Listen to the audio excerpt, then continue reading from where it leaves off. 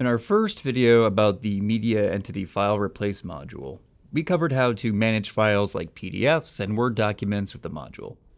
We also explored parts of Drupal's files and media directories. Now, let's show you a much faster way of using the File Replace module while you work.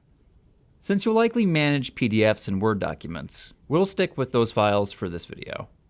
This way of managing files is much easier because it requires less steps, and you can do this while editing pages on your site.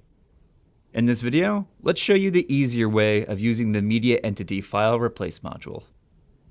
On this basic page, there's an outdated PDF that we'll replace with the File Replace module. Let's click the Edit tab to begin. The PDF we'll replace is in the Page's Advanced Layout section, so we'll work inside there. In the row that says Course Info PDF, we'll click Edit to the far right and open the column.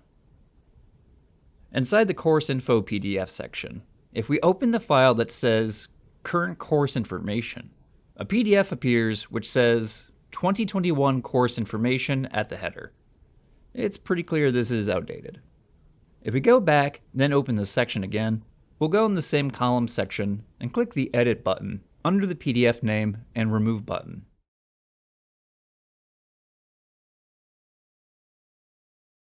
With the prompt open, we'll click the Browse button and select the 2022 Course Information PDF.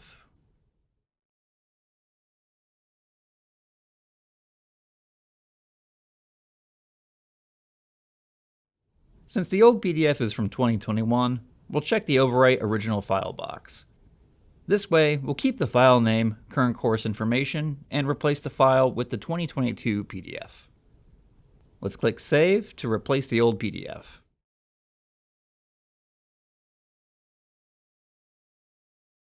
We'll click the PDF file name to ensure we replaced it.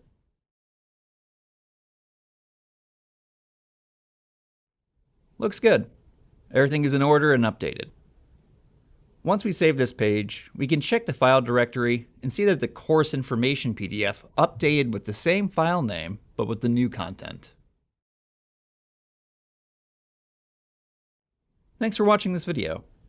You can check out our other Drupal resources in our channel's playlist.